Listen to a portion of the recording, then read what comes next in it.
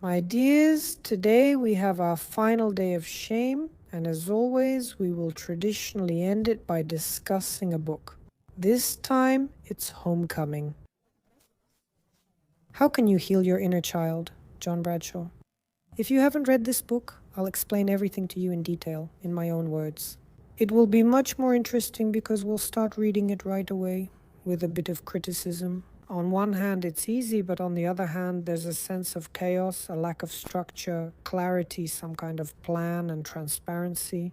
It's as if the author drifts off into endless personal dreams, memories, associations, projections. He floats in them, and all of this somehow lacks concreteness, clarity, analysis, something absolute and precise. But actually, that's exactly what we'll be criticizing him for from time to time, but a bit later. Overall, we'll praise him. Why? By the way, he has a book called Shame, Healing the Shame, but it's not available in Russian in its full form, so to speak. But also Homecoming, How to Heal Your Inner Child. There's also a lot about working with shame there, which in fact is the foundation of all his work. A few words about the author himself. I look at him somewhat skeptically. I mean, on one hand, I'm very grateful that he explores the topic of the inner child, which he has actively examined. By the way, both Jung and Eric Berne have also explored the concept of the child. In general, many authors like to latch onto this inner child concept because it's extremely convenient. It's a kind of special metaphor, you know. Some kind of idea that's actually quite viable for people, especially for those who are more psychologically minded. So, of course, if I now ask someone with an extremely analytical, mathematical, cold, detached, narcissistic mind, someone far from this psychology, I'll solve everything myself. It all depends only on me. No psychologist will ever help me. And when you suggest that he look deep inside himself to discover that very part of the little wounded child, of course, it's extremely difficult for him.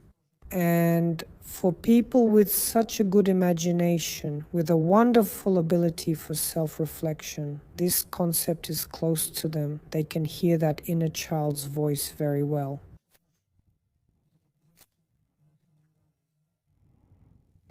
So accordingly,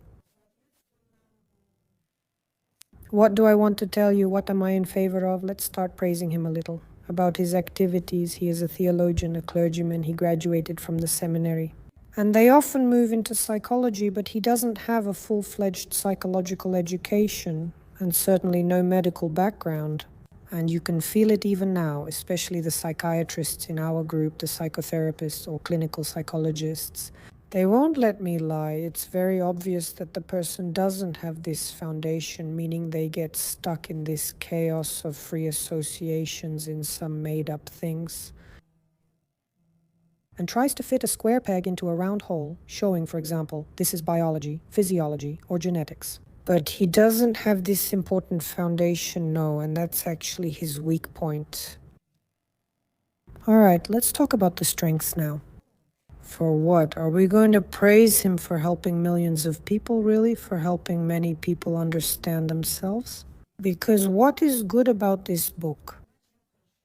The thing is, by turning your inner gaze inward, you can bring up certain memories, which of course might be somewhat false. Yes, we'll talk about that now as well. So it wasn't always exactly like that 100% of the time. But that doesn't mean like don't make things up, don't invent, don't complain, don't whine. It's not about that. But some distortion, after all, can still be there.